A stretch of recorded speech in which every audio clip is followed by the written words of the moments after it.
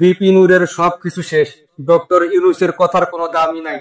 Doctor Yunus এই সরকারকে কতটুকু নিয়ন্ত্রণ করতে পারছেন বা ওনার কথার আসলে কতটুকু ভ্যালু আছে, ভিপি নূরের চিকিৎসার ঘটনায় প্রমাণ করেছে, যেখানে প্রধান উপদেষ্টার নির্দেশও বাস্তবায়ন হয় না।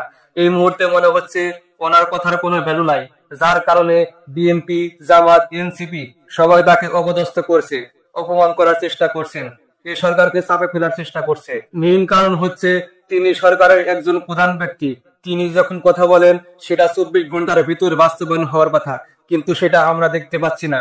আমি ভিপি নূরের খুবই বড় একজন সমালোচক, কিন্তু আজকের এই ভিডিওটা করতে গিয়ে আমার কাছে মনে হয়েছে আজকে ভিপি নূর মজলুম। তার পক্ষে আমাদের দাঁড়ানো উচিত যে ডক্টর ইউনূসের সরকার কি ভিপি নূরকে আসলে কুরবানি দিয়ে দিচ্ছে নাকি।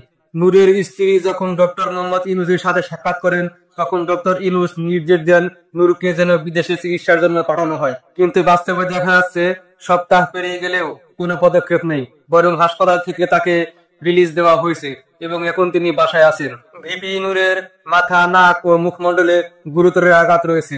ডাক্তারদের পরামর্শ 4 থেকে 6 সপ্তাহ সম্পূর্ণ বিশ্রামে থাকতে হবে, শক্ত খাবার খাওয়া নিষেধ, কথা কম বলতে হবে। যদিও তিনি রাজনৈতিক কারণে কয়েকবার সাক্ষাৎকার দিয়েছেন, তবে এখন সব সাক্ষাৎকার বন্ধ রাখা হয়েছে। 18 দিন হাসপাতালে থাকার পর নূর বাসায় যান। তিনি নিজেই বলেছেন, আমি পুরোপুরি সুস্থ নই, বাসায় থেকে পরে অন্য হাসপাতালে চিকিৎসা নিব। ভিপি নূরের চিকিৎসার জন্য কেন বিদেশে নেওয়া হলো না? ভেতর থেকে কি কেউ এই সিদ্ধান্ত ঠেকাচ্ছে, নাকি সরকার ইচ্ছাকৃত ভাবে গাফিলতি করছে? ডক্টর ইউনূসের সমালোচকরা বলছেন তিনি যত সিদ্ধান্ত দেন তার অল্পই বাস্তবায়ন হয়।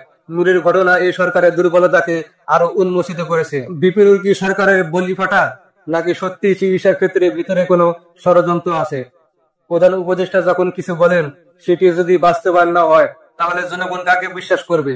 দর্শক, আপনারা কি মনে করেন নূরকে ইচ্ছাকৃত ভাবে ঝুলিয়ে রাখা হচ্ছে, নাকি এটা প্রশাসনিক ব্যর্থতা? কমেন্টে জানান। আর ভিপি নূরের সুস্থতার জন্য দোয়া করবেন। সবাই ভালো থাকবেন। আসসালামু আলাইকুম।